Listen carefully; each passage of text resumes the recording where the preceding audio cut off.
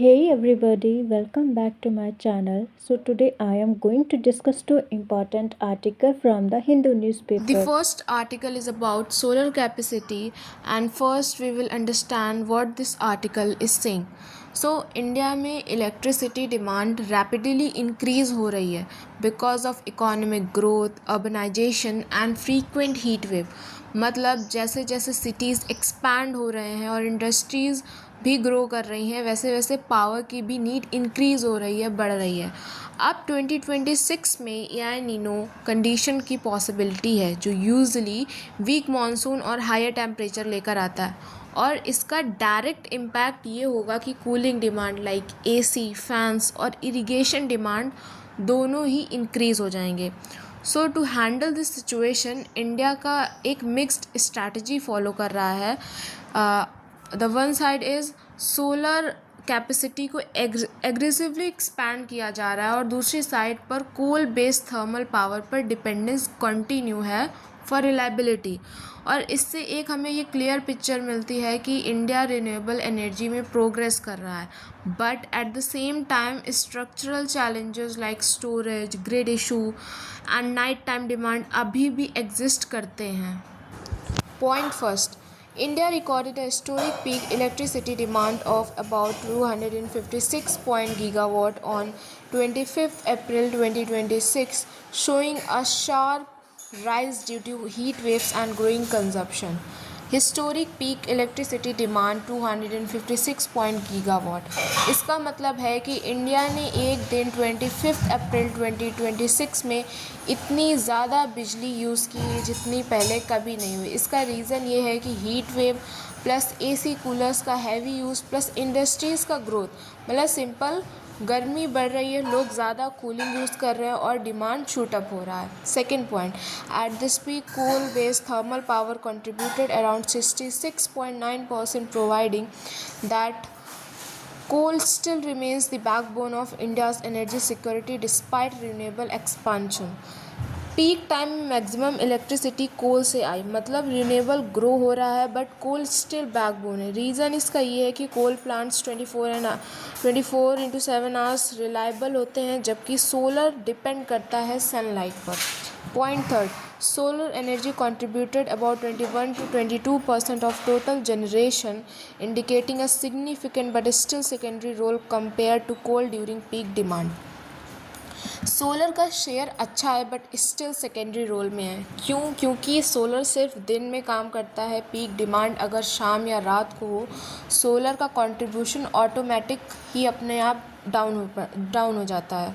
Fourth point, India added a record 44.6 gigawatt of solar capacity in financial year 25 to 26, more than double in the previous year, marking rapid progress in renewable energy expansion. Record solar capacity addition, मतलब India ने एक साल में बहुत fast solar plants लगाए हैं, और ये दिखाता है, शो करता है कि कंट्री रिन्यूएबल पे सीरियसली शिफ्ट कर रहा है, लेकिन कैपेसिटी बढ़ना मतलब एक्चुअल यूजर्स बढ़ना। Point 5, despite high installed capacity, solar power cannot be fully utilized due to limited battery storage and grid constraints, leading to curtailment and reliance on coal during non-solar hours. 5 point says कि solar fully use नहीं हो पा रहा है। Problem इसकी ये है कि बैटरी स्टोरेज कम है, ग्रिड इंफ्रास्ट्रक्चर वीक है, और इसका रिज़ल्ट ये निकलता है कि सोलर जो एनर्जी है वो वेस्ट हो जाती है। जब सन नहीं होता, फिर से कोल है उस पर डिपेंड होना पड़ता है। 6 point, India's power system is facing a double peak demand challenge. Solar supports day time demand but evening night demand is lately met by a coal. Double peak demand challenge, India में अब 2 peak time हो गया, day time and evening और night source. Day time में solar तो हमें help करता है, लेकिन इवनिंग और नाइट सोर्स में सोलर ज़ीरो हो जाता है और कोल ही मेन सोर्स है।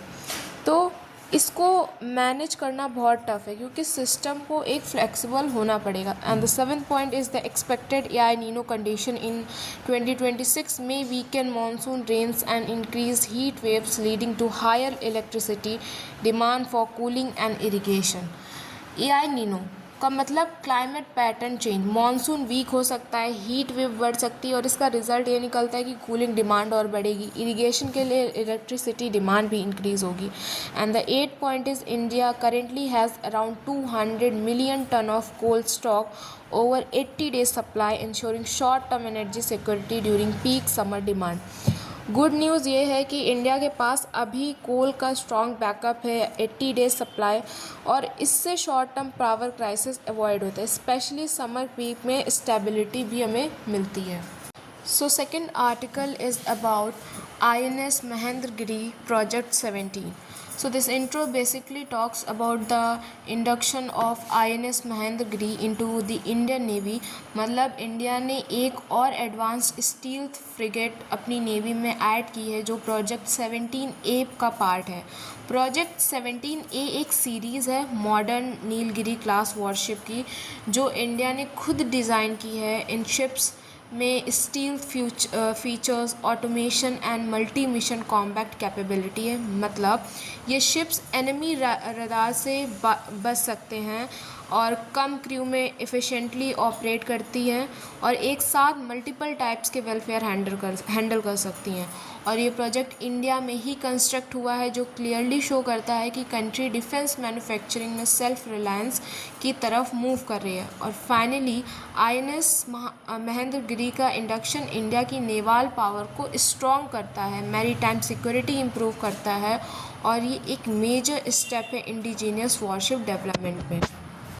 Point first, the Indian Navy has taken delivery of INS Mahendragiri, which is the sixth ship of the Nilgiri class Project 17A, marking steady progress in India's naval modernization and expansion of its fleet strength।